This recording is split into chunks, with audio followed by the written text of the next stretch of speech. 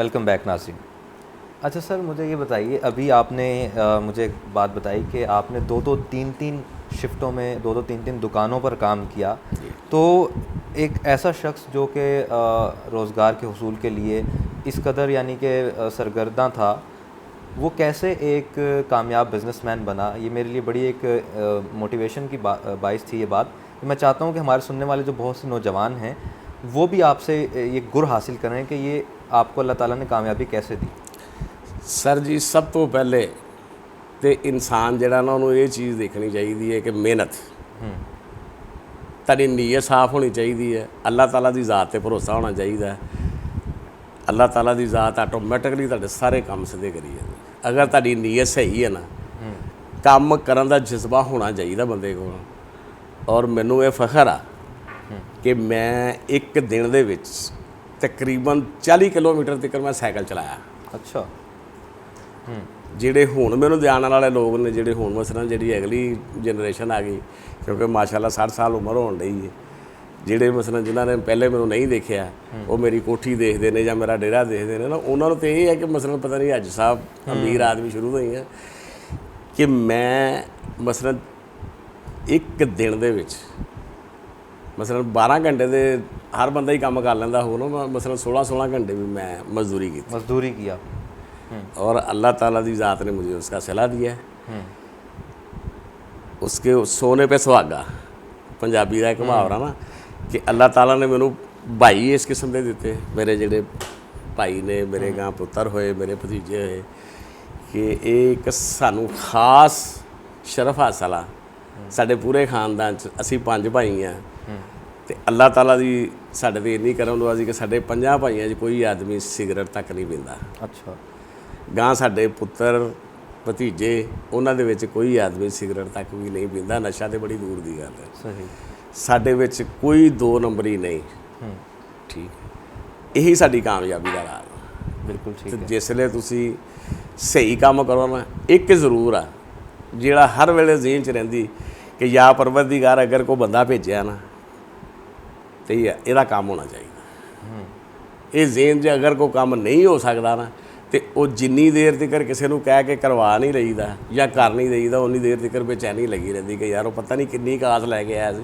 या अल्लाह ताला की ज़ात ने अगर इस बंदे को भेजा कि तू जा यार हाजी साहब को तेरे घर अज आटा नहीं हैगा तो हो सकता तेन उत्थों लभ जे। तो कोशिश की है कि ये जिहड़ा अल्लाह ताला की ज़ात ने मेरे को बंदा भेजा ना, इसकी दाद असीं करके भेजी। माशाल्लाह, बहुत अच्छी बात है। मेरे इल्म में ये भी आया है कि आपने न सिर्फ अपने हलके बल्कि अपने हलके से बाहर यानी दूसरे हलकों में भी कुछ काम किए हैं। तो अगर आप वो बताना चाहें वो कौन से देखें जी, मैंने किसी पे कोई एहसान नहीं किया। ये हमारा कब्रस्तान है, अकबराबाद वाला कब्रस्तान मशहूर है, ये जेल रोड पे। इसको इस्लाम नगर, रहमानपुरा, रफ़ीक कॉलोनी, ये 20 लाइन मुस्तफ़ाबाद, GOR और अकबराबाद, ये तकरीबन 6-7 महल्ले लग उसको इस्तेमाल करते हैं। अकबराबाद वाले कब्रस्तान उस पर लाइटें नहीं थी। अच्छा। मैं अगर मेयर साहब का शुक्रिया अदा ना करूँ तो ये भी बड़ी ज़्यादती होगी। मैं जब चेयरमैन बना तो मैंने सबसे पहले वादा लिया था अपने मेयर साहब से कि अगर आप मेयर बन गए तो आपकी मेहरबानी होगी, आपने वहाँ स्ट्रीट लाइट्स लगवा कर देनी है कब्रस्तान में। अच्छा। और अल्लाह की रहमत से मैंने वो लगवाई। अयूब असलम मान साहब की यूनियन कौंसिल थी अकबराबाद में, उनका डॉक्टर साहब थे, उनके नायब नाज़म जो मसलन उधर के महल्ले के थे ना, उन्होंने स्पेशली मेरा शुक्रिया अदा किया कि आई साहब चलो अगर आपने ये काम किया तो आपने बहुत अच्छा काम किया। ये जो मुस्तफ़ाबाद वाला रोड है, ये मेरी यूनियन कौंसिल नहीं थी, मेरे पास फंड थे, मैंने कहा ये बना देते हैं। और मज़े की बात ये है कि जो रोड मैंने बनवाया उसमें मैंने अपनी तख्ती नहीं लगवाई, वो जिस चेयरमैन की बनता था ना रोड उसकी तख्ती लगवाई उधर। सही। बैनर भी उसके लगवाए। अच्छा। अपने नाम को उजागर नहीं किया है क्योंकि लोगों को पता है कि ये काम किसने करवाया। और मेरी ये कोशिश भी यही होती है कि कोई भी काम करो अपने रब को राज़ी करो, अपने अल्लाह ताला की ज़ात को राज़ी करो। इंसान जो है ना, वो अगर आप उसको जतलाएंगे ना कि मैंने आपका काम किया तो फिर तो वो मामला ही सारा गलत हो जाएगा। सही बात है, वो नेकी कर दरिया में डाल, बहुत अच्छी बात है। अच्छा मुझे ये बताइए कि यूनियन काउंसिल के जो इंतखाबात हुए वो कैसा एक्सपीरियंस रहा आपके लिए, कैसे चैलेंजेस थे वो? एक्सपीरियंस की बात के जज्बा तो पहले ही था कि लोगों की खिदमत करनी है।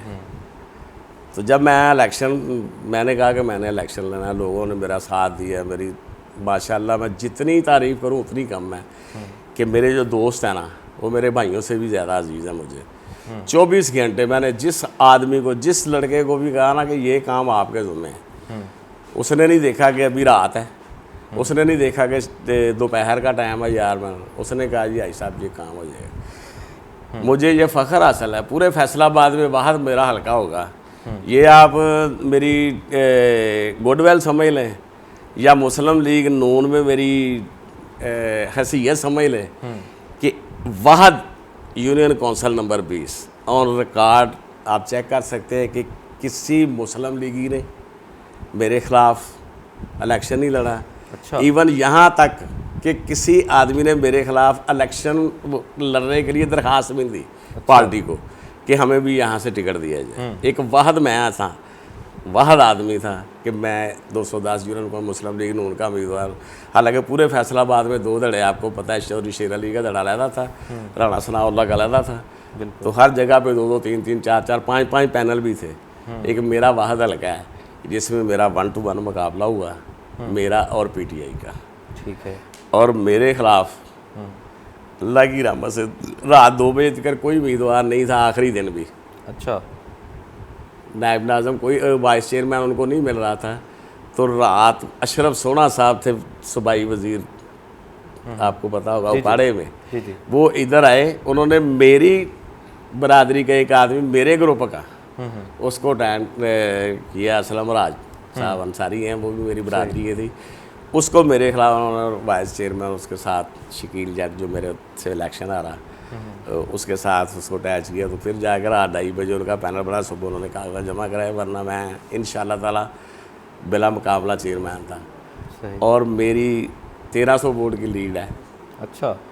इधर तो कोई मेरा ख्याल को 13 वोटों से जीता होगा, कोई 100 वोट से जीता होगा, कोई 50 वोट से। तो अल्लाह की रहमत से मैंने लोगों की खिदमत की थी, और जितनी मैंने खिदमत की ना उससे तकरीबन आप समझ लें कि 10 गुना लोगों ने ज़्यादा मुझे अच्छा रिस्पॉन्स दिया उसका। मुझे ये सलाह दिया कि मुझे जाकर लोगों की मिन्नतें नहीं करनी पड़ी, मुझे जाकर लोगों के आगे हाथ नहीं जोड़ने पड़े। मतलब लोग मेरे पास आते थे कि हाजी साहब हमने आपको वोट देना है, आपने हमारे पास नहीं आना। बिल्कुल सही। अच्छा, अब चूँकि ये सारे मामला तो चलें आप देख ही रहे हैं, इसके अलावा अगर मैं आपसे पूछूं कि पूरा दिन आप जो आपका गुजरता है उस दिन में आपकी मसरूफियात क्या क्या होती हैं? बस मैंने आपको बताया कि जब से सियासत शुरू की उस वक्त तक तो पहले तो काम बहुत करते थे, अभी बेटे जवान हो गए, भाई जवान हो गए, अभी तो मैं हिमा वक्त खिदमत खाला है। ठीक है। सुबह जब भी उठ, उसके बाद कोई काम नहीं है, मैं सारा दिन में फारग होता हूँ। ठीक है। ये डेरे पे आप बैठे हैं, आपको अभी पता चल गया होगा को आ रहा है को जा रहा है। दिन को भी इधर होते हैं, रात को भी इधर होते हैं, सिर्फ 2-3 घंटे के लिए सूत्रमढ़ी में जाते हैं अपने ऑफिस काम के सिलसिले में। वो भी बेटे करते हैं, भाई करते हैं, उनको पता होता है कि चलो भाई साहब आए हैं, बस ज़रा शुगर मेले के लिए चले जाते हैं। बाकी काम को वो भी फारग है, बस खिदमत खाला का जितना हो सके उतना कर, गरीब अवाम की खिदमत के लिए। और दुआ करते हैं कि अल्लाह ताला ये जो ज़िंदगी है बकाया थोड़ी बहुत, ये इसी काम में सरफ हो जाए। चलो ठीक है, कोई ना कोई अच्छा काम हो जाए तो अच्छा ही है। अच्छा, अगर मुल्क की सियासत की बात की जाए, नेशनल लेवल पे जो इस वक्त पॉलिटिक्स हो रही है, तो उस पर आप क्या राय रखते हैं? यानी 3 साल PTI की गवर्नमेंट गुजार चुकी है, 2 साल रह गए हैं, कैसे देख रहे हैं कि आने वाले 2 साल जो हैं वो क्या जो है वो आपको करते हुए नज़र आ रहे हैं PTI के हक़ में या मुखालफत में? और कैसे देख रहे हैं PMLN को, आप कहाँ खड़ी देख रहे हैं इस वक्त? देखिए जी, जो आदमी जिस जमात से वाबस्ता होता है ना उसको तो वही अच्छी लगती है। अगर आप मुझसे ज़ाती सीयत में पूछेंगे तो मुझे तो अपनी जमात ही अच्छी लगेगी, लेकिन ओवरऑल भी आप देखें 2-3 ज़िमनी इलेक्शन और ये पहला मौका है कि गवर्नमेंट, पंजाब गवर्नमेंट भी PTI की, वफाक गवर्नमेंट भी PTI की, बिल्कुल हर चीज़ उनके दायरा इख्तियार में थी, लेकिन उसके बावजूद भी जितने इलेक्शन हुए सारे में पाकिस्तान मुस्लिम लीग ने आज़मी विन किया है और अच्छी लीड से किया है। बिल्कुल 3 साल में ये पीटीआई गवर्नमेंट ने जो हशर हमारे मुल्क का कर दिया है या गरीब अवाम का कर दिया है ना, ये मेरे जैसा आदमी तो नहीं देख सकता ना, क्योंकि मुझे तो अल्लाह ताला ने नवाजा है। अगर चीनी 55 रुपये किलो थी तो मैं उस वक्त भी ले सकता था, आज 110 रुपये है तो मैं इस वक्त भी ले सकता हूँ, क्योंकि अल्लाह ताला ने मुझे दी है। देखने वाली बात यह है कि जो आदमी 500 रुपया दिहाड़ी कमा रहा है या 600 रुपया दिहाड़ी कमा रहा है, वो अपने घर का बिजली का बिल देगा, मकान का किराया देगा या अपने बच्चों का पेट पालेगा। आप देखें कि 1200 रुपया गंदम का रेट था, अभी 1800 हो गया, तो फिर भी नहीं मिल रही, 2000 में नहीं मिल रही।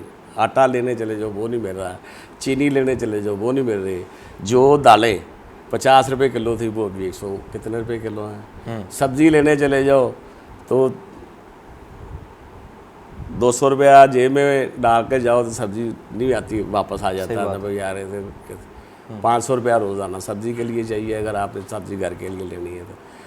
बिल्कुल गवर्नमेंट ने, मुझे नहीं पता कि इसके मशीर क्या कर रहे हैं, ये या इमरान खान को सही गाइड नहीं कर रहे हैं। आप देखें कि जिस चीज़ का नोटिस लेता है इमरान खान, वही चीज़ बाज़ार से गायब हो जाती है या डबल हो जाती है। सही, चलें इस जिसका नहीं लेता वो फिर भी अवेलेबल होती है, जिसका नोटिस ले लेता है या वो गायब हो जाती है या उसका रेट डबल हो जाता है। ठीक है नाज़रीन, ब्रेक का वक्त है, ब्रेक के बाद प्रोग्राम में गुफ्तगू का आगाज़ करेंगे।